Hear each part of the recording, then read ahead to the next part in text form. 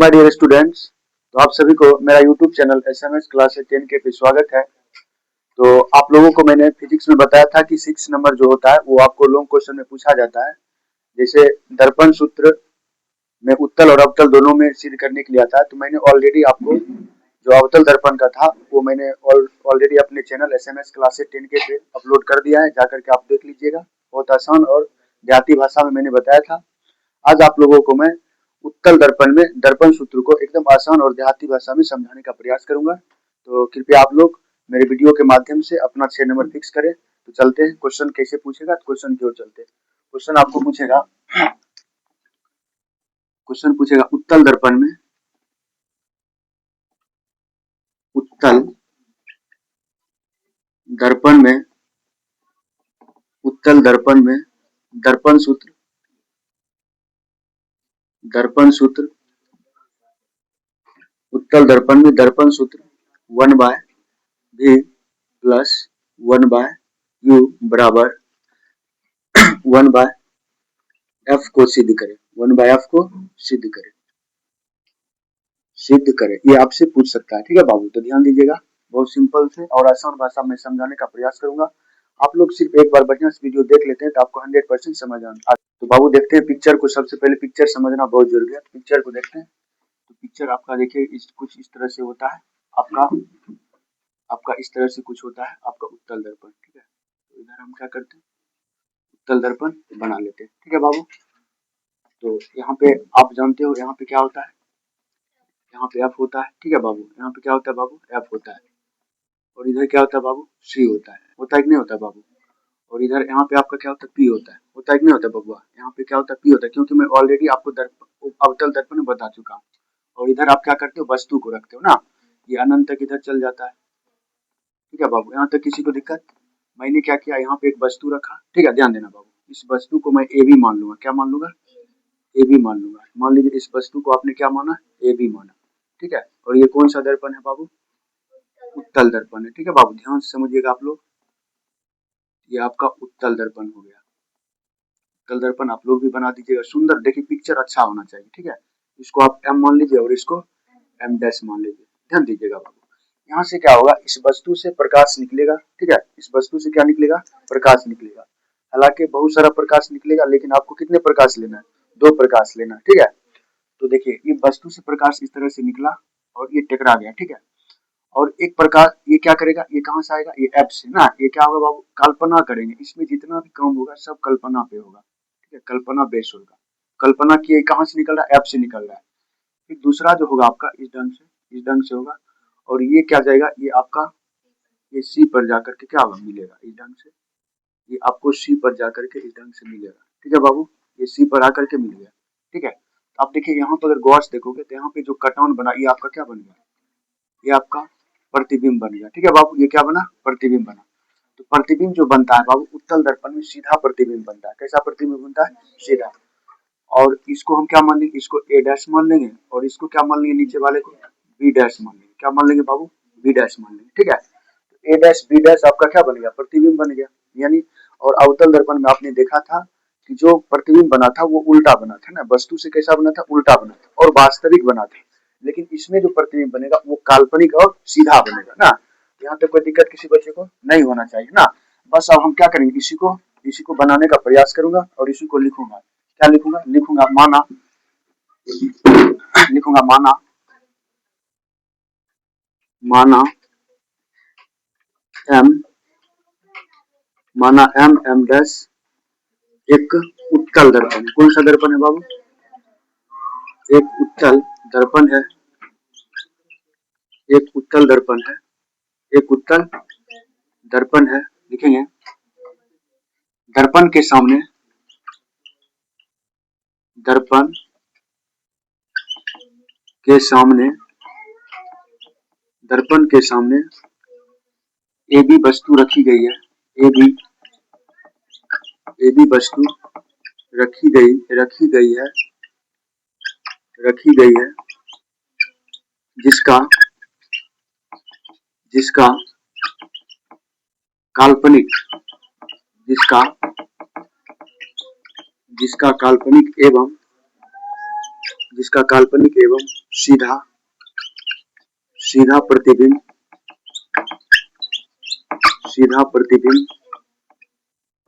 Sorry बाबू, प्रतिबिंब ऐसे होगा, सीधा प्रतिबिंब ए डैश बी डैश बन रहा है, ए डैश बी डैश बन रहा है। आपने देखा जो चीज ये हो इसके साथ वो क्या हुआ, बन रहा है ना। यहाँ पे कोई दिक्कत, कैसा बन रहा है, काल्पनिक बन रहा है ना। मैंने क्या किया, यानी m और m डैश क्या मान लिया बाबू, यहाँ पे m डैश होगा, सॉरी क्या हो जाएगा बाबू, m डैश ना। मैंने m डैश एक उत्तल दर्पण है, दर्पण के सामने एक वस्तु रखे हैं, ठीक है।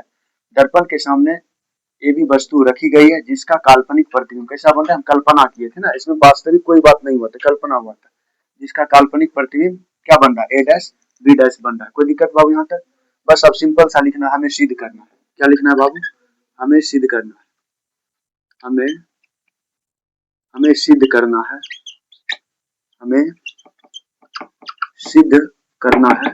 हमें क्या करना है बाबू, सिद्ध करना है। क्या सिद्ध करना है बाबू, 1/v प्लस 1/u बराबर क्या सिद्ध करना है, 1/f को क्या करना है, सिद्ध करना है। यहाँ तक किसी को दिक्कत नहीं होना चाहिए बाबू। अब देखिए इसको आप क्या करेंगे, सिंपल सी बात है, आप सिद्ध करेंगे तो देखिएगा सबसे पहले इसमें देखिए कुछ त्रिभुज बन रहा है। अगर आप लोग इससे पहले वाले वीडियो नहीं देखे हैं अवतल दर्पण का, तो कृपया करके वहां जाकर के सबसे पहले अवतल दर्पण को देख लीजिएगा, क्योंकि मैंने उसमें बहुत सारा बेसिक को चीज को उसमें क्या किया, इंक्लूड किया है। आप लोग पहले उसको जाकर के देखिए, ठीक है, तब ये और बेहतर समझ आएगा, ठीक है। और है आसान, मैं समझाने का प्रयास करूंगा आपको। अगर आप गौर से देखिएगा, देखिए यहाँ पे ए बी और सी, देखिए बहुत बड़ा वाला देखिए त्रिभुज, ये वाला बड़ा वाला त्रिभुज देखिएगा यहाँ से यहाँ तक ए बी सी।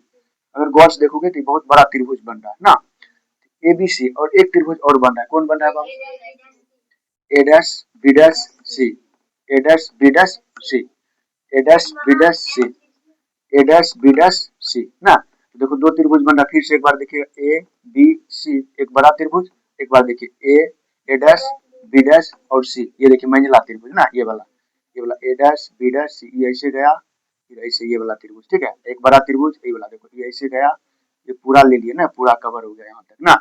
तो यहाँ पर आपने देखा दो त्रिभुज बना, और ये दो त्रिभुज क्या है, समरूप है। कैसे त्रिभुज है, समरूप। समरूप का मतलब होता है जिसकी दो भुजा आपस में क्या हो, बराबर हो, समरूप त्रिभुज कहलाते हैं ना। बाबू देखिए आपको क्या सिद्ध करना है, आपको सिद्ध करना है दर्पण सूत्र में 1/v प्लस 1/u बराबर 1/f को सिद्ध करना है।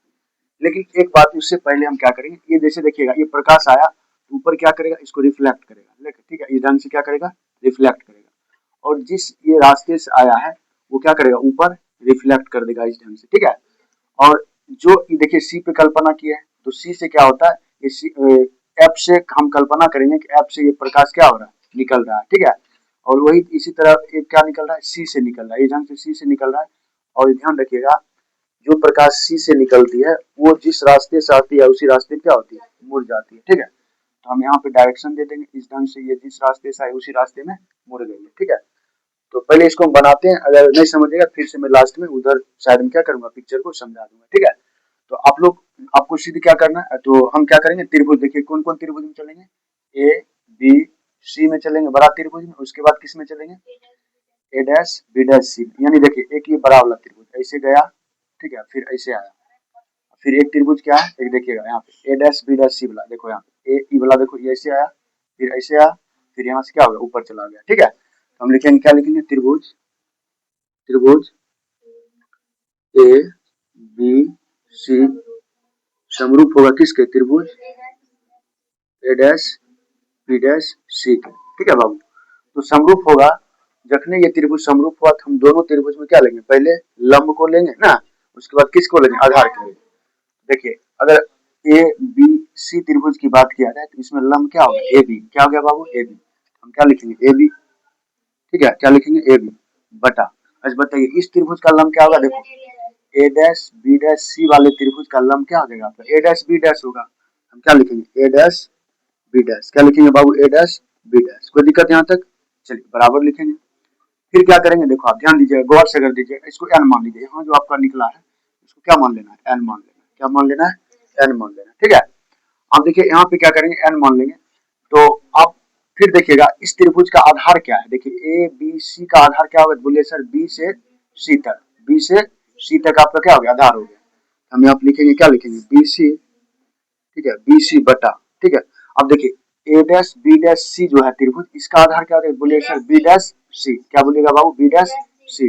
अगर मैं यहाँ पे B डैश C लिख दूंगा तो कोई टेंशन, B डैश C लिख दूंगा तो कोई दिक्कत नहीं ना, इसको मैं समीकरण 1 मान लूंगा तो कोई टेंशन बाबू नहीं होना चाहिए। चलिए समीकरण अब क्या करेंगे, पुनः लिखेंगे, क्या लिखेंगे, पुनः, पुनः, पुनः मतलब फिर से, ठीक है। फिर से अगर आप गौर से देखोगे, देखो यहाँ पे N P F, देखो ध्यान दे बाबू, N ये बोला, देखो N N P और F, एक त्रिभुज ये बन रहा है, फिर देखो एक त्रिभुज और बन रहा है A dash B dash F, यानी ये छोटा वाला, देखो एकदम बीच में छोटा सा नजर आता होगा आपको, ये छोटा वाला त्रिभुज। ये देखो, ये फिर से देखिएगा त्रिभुज को N P, देखो N, यहाँ से N P F, एक त्रिभुज ये बड़ा वाला हो गया, एक त्रिभुज देखिए A dash B dash F छोटा वाला, ठीक है। तो हम लिखेंगे, फिर लिखेंगे, क्या लिखेंगे, त्रिभुज, त्रिभुज N P F क्या होगा, समरूप होगा, किसके समरूप होगा, त्रिभुज, त्रिभुज समरूप होगा किसके बाबू, त्रिभुज, त्रिभुज A dash B dash F के, किसके होगा, B डैश F के। कोई दिक्कत यहाँ तक नहीं बाबू, यहाँ तक। चलिए अब फिर उसी तरह जिस तरह से पहले वाला त्रिभुज में लंब लंब लिए थे, आधार आधार लिए थे, उसी तरह से इसमें भी क्या करेंगे, लंब लंब लेंगे और आधार आधार ले लेंगे। तो देखिए इस त्रिभुज का जैसे NPF का लंब क्या होगा, बोलिएगा सर NP होगा, क्या होगा, NP। मैं यहाँ क्या लिखूंगा बाबू, NP और बटे, बताइए A dash B dash F का लंब क्या होगा, बोलिएगा sir A dash B dash. अगर मैं A डैश B डैश लिख दूंगा तो कोई टेंशन यहाँ तक नहीं होना चाहिए, बराबर। अब फिर देखिए इस त्रिभुज का आधार क्या होगा, देखिए NPF, NPF का आधार क्या होगा, बोलिए सर P से F तक तो आधार है ना, क्या बोलिएगा, P से F तक क्या आपका आधार है। मैं लिखूंगा यहाँ पे PF, क्या लिखूंगा बाबू, PF बटा। अब बताइए B, जैसे A dash B dash F का आधार क्या है, बोलिएगा सर B डैश F तो है, B डैश F तो है, तो मैं क्या लिख दूंगा यहाँ पे B dash F, B dash क्या लिख दूंगा बाबू, F। नहीं समझे, देखिए A dash B dash F में आधार क्या है, B डैश F है कि नहीं है। उसी तरह देखिए NPF में आधार क्या है, PF है, वही तरह मैंने लिख दिया, कोई दिक्कत बाबू यहाँ पे। अब देखिए आपको क्या करना है बाबू, आपको सिद्ध करना है। तो सिद्ध करने के लिए अगर गौर से देखोगे यहाँ पे, देखो NP, देखिए N से P और A से B दोनों की हाइट क्या है बाबू, सेम है, देखो यहाँ है कि नहीं है, सेम हाइट, दोनों की हाइट क्या है, सेम है। तो यानी NP जो है AB के बराबर है, या AB क्या है, किसके बराबर है, NP के बराबर है। तो हम यहाँ पर क्या लिखेंगे, अगर NP जगह पे AB लिख दूंगा तो कोई टेंशन नहीं होना चाहिए, और नीचे वाले की छेड़छाड़ नहीं करेंगे, इसको A डैश B डैश लिख देंगे, ठीक है बाबू। और इस साइड वाला को भी छेड़छाड़ नहीं करेंगे, PF बटे क्या लिख देंगे, B dash F, B dash क्या लिखेंगे बाबू, F लिखेंगे, ठीक है। अब इसको मैं समीकरण 2 मानूंगा, क्या मानूंगा, 2।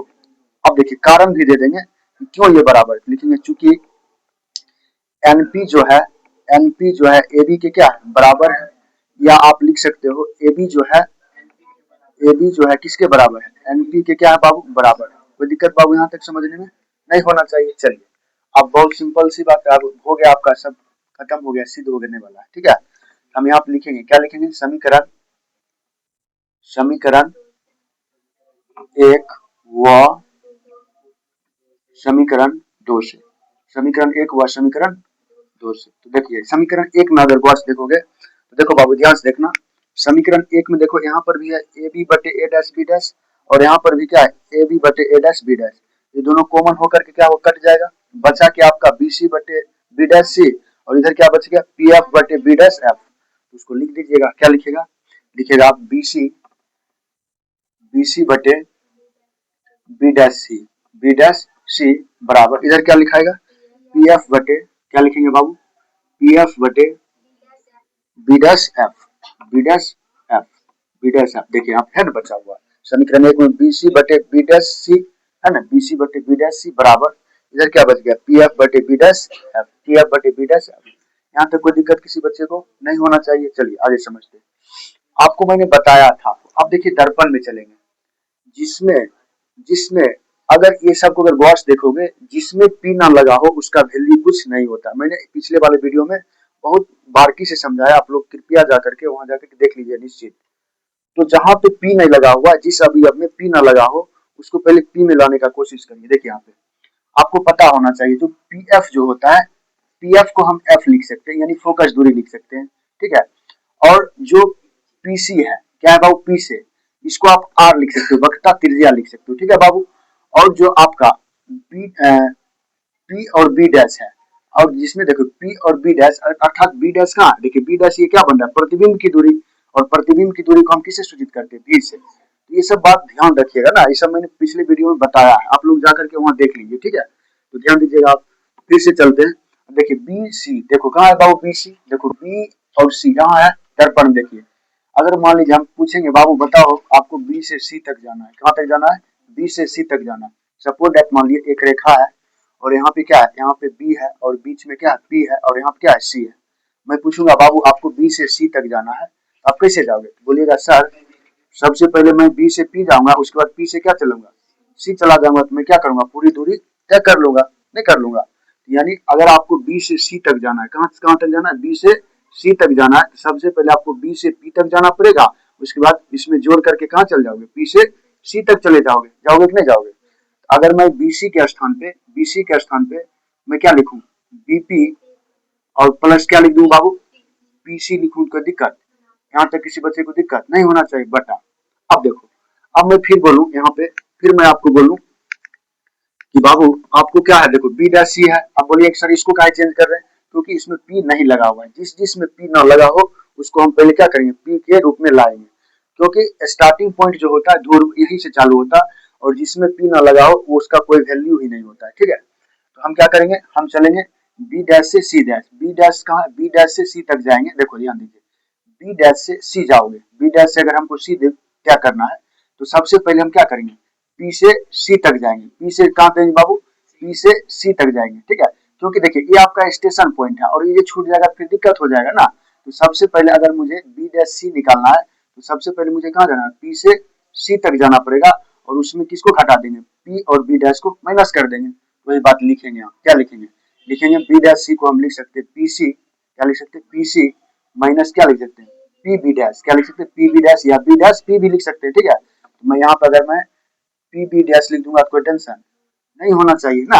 अरे भैया नहीं समझा, देखो यहाँ समझिए, मान लीजिए यहाँ पी है आपका, और यहाँ पे क्या है बाबू, सी है, और बीच में क्या है, बी डैश है। आपको निकालना क्या है, बी डैश सी निकालना है, क्या निकालना, बी डैश है, बी डैश सी निकालना है। तो सबसे पहले देखिएगा आपको कहाँ से कहाँ तक जाना, पी से सी जाना पड़ेगा, यानी पी से सी जाओगे और पी से सी में क्या करोगे, इसको घटा दोगे, तो आपका ये पी सी एन बचेगा, कितना बचेगा। अरे भाई देख फिर से देखो, अगर आपको बी डैश सी निकालना है, बी डैश सी निकालना है, तो सबसे पहले आप देखो पी से कहाँ जाओगे, सी तक जाओगे, पी से सी तक जाओगे, और उसके बाद देखो इसको अगर घटा दोगे पी बी डैश को, तो आपको बी सी एन बचेगा, बी डैश सी बचेगा। तो वही बात यहाँ पे हम लिखेंगे, क्या लिखेंगे, वही बात लिखे P C minus P B dash, वही लिखे पी सी माइनस उसको घटा दिए ना।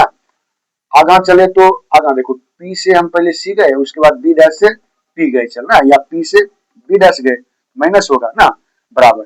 अब देखो पी एफ इसमें लगा हुआ था, इसको छेड़छाड़ नहीं करिए क्योंकि इसमें पी पहले से लगा हुआ ऑलरेडी। चलिए बटा, अब देखिए B dash F, B dash F कहाँ है, देखो बी डैश एफ है ना, बी डैश एफ है। अगर मैं यहाँ पे कहूँ, ये मान लीजिएगा आपका बी डैश है, ठीक है, ठीक है बाबू, और यहाँ पे सॉरी, यहाँ पे क्या है बाबू, ऐसे मान लीजिएगा ये आपका यहाँ पे पी हो गया, ठीक है, बीच में क्या है, बी डैश है, और यहाँ क्या एफ है। हम बोलेंगे बाबू आपको क्या निकालना है, बी डैश एफ निकालना है, क्या निकालना है, बी डैश एफ निकालना है।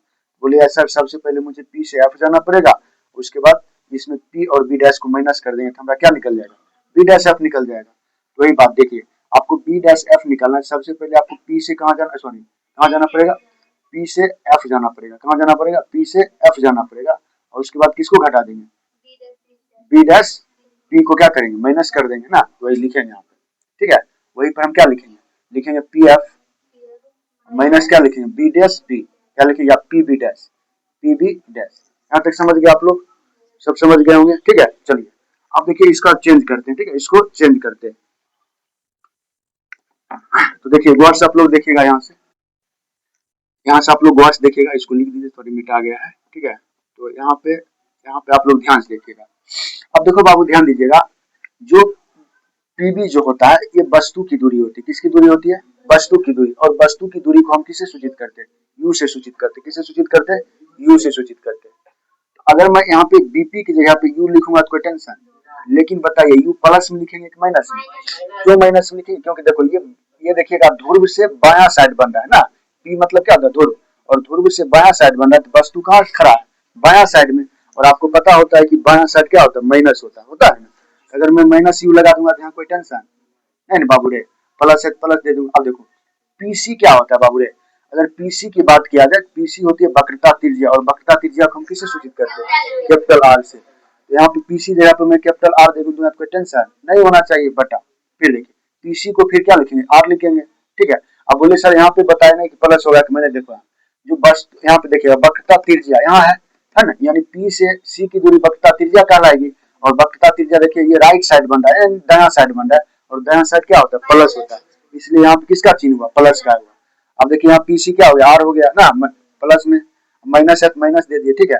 अब देखिए पी बी डैश, अब देखो पी और बी डैश होता है प्रतिबिंब की दूरी, क्या होता है, प्रतिबिंब की दूरी, और प्रतिबिंब की दूरी को हम भी से सूचित करते हैं, किससे सूचित करते हैं, बी से। और आप गौर से देखोगे प्रतिबिंब देखो पी से बी डैश की दूरी, ये दायां साइड बन रहा है ना, ये प्लस में कि माइनस में, प्लस में। हम यहाँ क्या लिखेंगे, यहाँ पे लिखेंगे कौन सी, भी लिखेंगे, क्या लिखेंगे, भी, क्योंकि पी बी डैश किसका होता है, प्रतिबिंब की दूरी होती है, इसलिए प्रतिबिंब की दूरी को हम किससे सूचित करते हैं, भी से। इसलिए हम कह सकते हैं कि पी और बी डैश को हम भी लिख सकते हैं, ठीक है। अब देखिए अब गौर से देखोगे यहाँ पे तो ध्यान से देखिएगा, पीएफ जो होता है, पीएफ जो होता है बाबू, पीएफ जो होता है फोकस दूरी होती है, कौन सी होती है, फोकस दूरी। और फोकस दूरी को हम किससे सूचित करते हैं, एफ से सूचित करते हैं। बताइए अगर पीएफ जगह पे हम एफ लिख देंगे तो कोई टेंशन नहीं होना चाहिए। अब देखिए प्लस में इसलिए लिखा गया, अब देखो क्योंकि फोकस देखो पी से एफ इधर साइड बन रहा है ना, दायां साइड, और दायां साइड क्या होता है, प्लस होता है। आप लोग सीधा बात उत्तल दर्पण में अगर सिद्ध करने बोले तो सिर्फ वस्तु की दूरी क्या होती है, ऋणात्मक होती है, नहीं तो सब क्या होती है, धनात्मक होती है। इतना बात ध्यान रखिएगा। अगर उत्तल दर्पण में आप सिद्ध करिएगा तो उत्तल दर्पण में जो होती है सिर्फ वस्तु की दूरी वो क्या होती है, ऋणात्मक होती है, यानी माइनस में होती है, अन्यथा सब क्या होती है, प्लस में होती है। जबकि अवतल दर्पण की अगर बात किया जाए तो अवतल दर्पण में सभी क्या होते हैं, माइनस होते हैं, ठीक है, सभी माइनस होते हैं। तो यहाँ पे हम क्या लिखेंगे बाबू, एफ डायरेक्ट लिखेंगे तो कोई टेंशन नहीं होना चाहिए, बटा। अगर मैं फिर पी एफ जगह पे एफ लिखूंगा तो कोई टेंशन नहीं होना चाहिए, माइनस पीबी डैश। देखो पीबी डैश को मैंने क्या लिखा था, भी लिखा था, तो यहाँ पे भी लिख दूंगा, कोई दिक्कत नहीं बाबू, यहाँ तक किसी को दिक्कत नहीं होना चाहिए। अब देखिए अगर मैं यहाँ पे माइनस यू लिखूंगा तो कोई टेंशन नहीं। अब देखो प्लस, यहाँ पे मैंने आर जगह पे टू एफ लिखूंगा, कितना लिखूंगा, टू एफ। अब बोलेगा सर ऐसे काहे लिखे, देखो आपको मैंने सिद्ध करके बताया है और यूट्यूब पे लोड भी किया अपने चैनल के माध्यम से। एफ बराबर क्या होता है, एफ बराबर फॉर्मूला होता है आर बाय टू। अगर देखो ये कौन सी में भाग में, बताइए आर स्थान पे हम टू एफ लिखेंगे तो कोई टेंशन नहीं बाबू, तो इसलिए मैंने क्या लिखा, आर जगह क्या लिखा, टू एफ लिखा, बराबर। फिर आर जगह कितना लिखेंगे, टू एफ लिखेंगे, कोई दिक्कत बाबू, माइनस, और भी का क्या हो जाएगा, भी ही हो जाएगा ना, भी का भी लिखा गया। अब देखिए बराबर, इधर एफ का एफ ही लिखाता है, ठीक है, और एफ का फिर एफ ही लिखा जाएगा, माइनस क्या, भी का भी लिखा जाएगा, ठीक है। अब चलते हैं फिर आगे की ओर। आगे का क्या करेंगे, क्रॉस मल्टीप्लिकेशन करेंगे ना, कोना कोनी गुना कर देंगे ना। तो कोना कोनी देखिएगा गुना कर रहे हैं, तो कोना कोनी गुना करेंगे तो देखिए ये जो एफ जो होगा ये पूरे से गुना हो जाएगा, फिर माइनस भी क्या होगा, पूरे से गुना हो जाएगा, ठीक है बाबू। तो या आप ऐसे भी लिख सकते हो, देखो हम क्या करेंगे, एफ जो है, एफ जो है क्या होगा, ये पूरे से गुना हो जाएगा किससे, minus you plus two F से हो जाएगा, ठीक है। और ये माइनस भी जो होगा फिर क्या होगा, पूरे से गुना हो जाएगा किससे, minus you plus two F से। कोई दिक्कत बाबू यहाँ तक नहीं होना चाहिए ना, नहीं। अब देखो फिर बराबर है, बराबर दे देंगे, सजा लिख दीजिएगा, एफ हो जाएगा किससे, टू एफ माइनस किससे, भी से। कोई दिक्कत यहाँ तक नहीं होना चाहिए। चलिए आगे समझते हैं। अब देखो अगर मैं एफ को माइनस यू से गुना करूं तो माइनस यू एफ होगा कि नहीं होगा, माइनस यू एफ होगा ना बाबू रे। चलिए अब देखिए प्लस प्लस क्या होता है, प्लस। अगर मैं एफ को टू एफ से गुना करूंगा टू एफ स्क्वायर होगा कि नहीं होगा, अरे भाई एगो एफ दो एफ होगा कि ना होगा, तो स्क्वायर हो गया। अब देखिए फिर माइनस माइनस क्या होता है, प्लस। अगर मैं प्लस यहाँ दे करके यू भी लिखूंगा तो कोई दिक्कत, गुना होकर के यू भी होगा कि नहीं होगा। प्लस माइनस क्या होता है, प्लस माइनस माइनस क्या हो जाएगा, क्या हो जाएगा, टू एफ भी होगा कि नहीं होगा, टू एफ भी होगा कि नहीं होगा, प्लस माइनस क्या होगा, माइनस। इसको देखो टू एफ का एफ भी का भी लिखा गया, बराबर। अगर मैं टू एफ को एफ से गुना करूंगा टू एफ स्क्वायर होगा, होगा कि नहीं होगा, माइनस। अगर मैं एफ को भी से गुना करूंगा तो क्या होगा, बी एफ होगा कि नहीं होगा, मैंने क्या लिखा, बी एफ। कोई दिक्कत। अब देखिए टू एफ स्क्वायर से ये टू एफ स्क्वायर क्या हुआ, कट गया, कट गया कि नहीं कट गया, प्लस में दोनों है। अब देखिए ये बच गया, क्या बचा, माइनस यू एफ बचा है, और प्लस क्या बच गया, यू भी बचा है, और माइनस क्या बच गया, टू एफ भी ना। या वी एफ कुछ भी लिखो, ठीक है, या वी एफ लिखो या एफ भी लिखो, बराबर। इधर क्या बच गया, माइनस क्या बच गया, वी एफ। अगर आप गौर से देखिएगा, देखो यहाँ पे एफ भी लगा हुआ, यहाँ पर भी क्या एफ भी है कि नहीं है, दोनों सेम जाती है। देखो ये माइनस का उधर जाकर के प्लस का, इधर क्या बच गया, यू एफ बच गया, और प्लस क्या बच गया, यू भी बच गया, ठीक है, बराबर। ये पहले से देखिए माइनस क्या वी एफ है, ठीक है, और ये माइनस का उधर जाकर के प्लस का क्या बच गया, टू एफ भी, या वी एफ कुछ भी लिख सकते हो, ठीक है। चलिए अब फिर आगे समझते हैं, आगे क्या करा समझ रहे हैं। आगे जो आपका हो जाएगा बाबू ध्यान दीजिएगा, ये हो जाएगा आपका minus U F plus you भी, बराबर। देखो माइनस प्लस क्या होता है, माइनस, घट के कितना बचेगा, वी एफ सिर्फ बचेगा, क्या बचेगा, वी एफ। अब बोले सर माइनस क्यों नहीं लाया, क्योंकि बड़ा संख्या क्या है, प्लस में, यानी दो गो में से एक चल गया, क्या बचेगा, एक गो बचेगा, ठीक है, यहाँ तक कोई दिक्कत।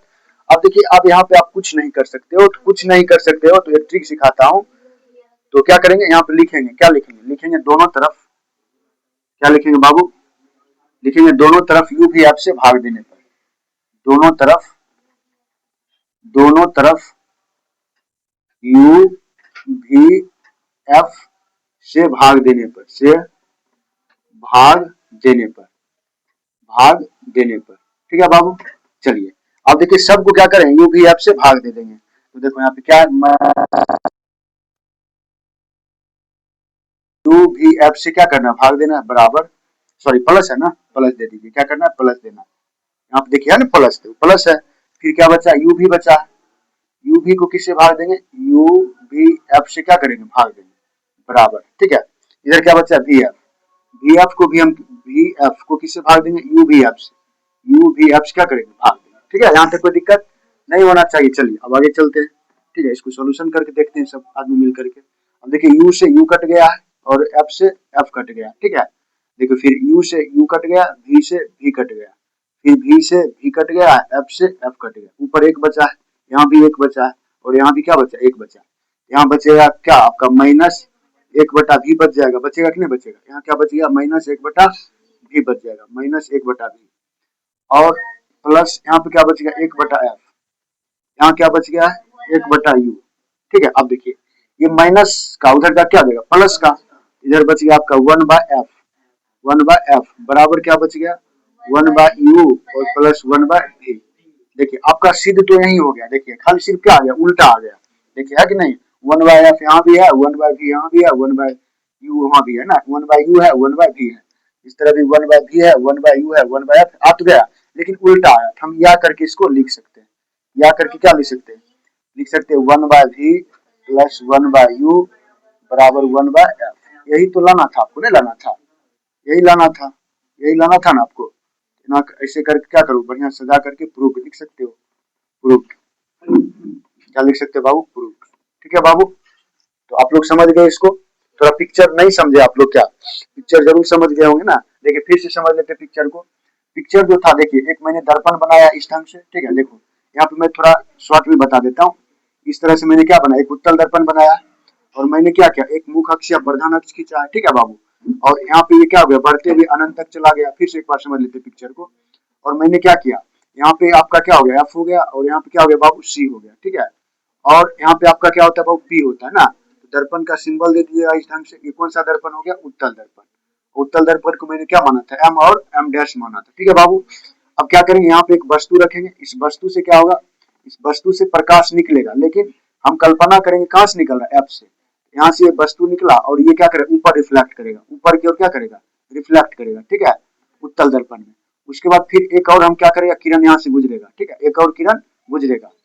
तो एक किरण जो गुजरेगा, ये जिस माध्यम से आती है उसी माध्यम से क्या होती है, निकल जाती है। ये जो आप देख रहे हो, ये आपको एफ से निकलती हुई प्रतीत होती है, किससे, एफ से। और एक जो निकलती हुई प्रतीत होगी आपको, वो किससे होगी, वो किससे होगी बाबू, सी से, किससे हो जाएगी, सी से। और जो सी से निकलती हुई प्रतीत हुई है, वो जिस माध्यम से आई है उसी माध्यम क्या हुई है, लौट गई है ना। इसको एक बार और बढ़िया डायरेक्शन दे दीजिएगा, ये क्या हुई, जिस माध्यम से आई है उसी माध्यम क्या हुई है, लौट गई है, ठीक है। कोई दिक्कत यहाँ तक बाबू। और यहाँ पे आपने क्या माना था, ए माना था, और यहाँ क्या माना था, बी माना था। और देखिए यहाँ पे अगर गौर से देखो तो यहाँ प्रतिबिंब बन रहा है ना, तो प्रतिबिंब सीधा बनेगा तो ए डैश बी डैश क्या करेंगे, मान लेंगे, ठीक है। ये आपका क्या हो गया, पिक्चर हो गया था। उसके बाद इसके अकॉर्डिंग मैंने क्या किया, आपको बना के दिखाया। माना कि एम डैश क्या है, उत्तल दर्पण है, तो आप लोग इसको बढ़िया से समझ गए होंगे ना, जरूर समझ गए होंगे। सबसे पहले आप जाकर के अवतल दर्पण को समझिए, क्योंकि दोनों में से आपको कोई भी दे सकता है और ये बड़े नंबरों में पूछता है, ठीक है। अगर आप इसको तैयारी कर लेते हैं तो आपका जो फिजिक्स का 6 नंबर का जो है वो क्या होगा, टेंशन खत्म हो जाएगा, ठीक है। तो आशा करते हैं कि आप लोगों को ये वीडियो अच्छा लगा होगा। अगर ये वीडियो अच्छा लगा हुआ तो मेरे चैनल SMS क्लासेस 10 पे जा करके उसको सब्सक्राइब करें, अपने दोस्तों में ज़्यादा से ज़्यादा शेयर करें और जो भी प्रॉब्लम हो मुझे कमेंट्स करें। तो फिर से मिलते हैं नेक्स्ट वीडियो में। अब मैं आपको लेंस सूत्र में क्या करेंगे, लेंस के बारे में, लेंस सूत्र को उत्तल और अवतल दोनों में क्या करूंगा, प्रूव करने का प्रयास करूंगा। तो आप लोग जरूर जुड़िएगा मेरे साथ। थैंक यू, फिर से मिलते हैं अगले वीडियो में।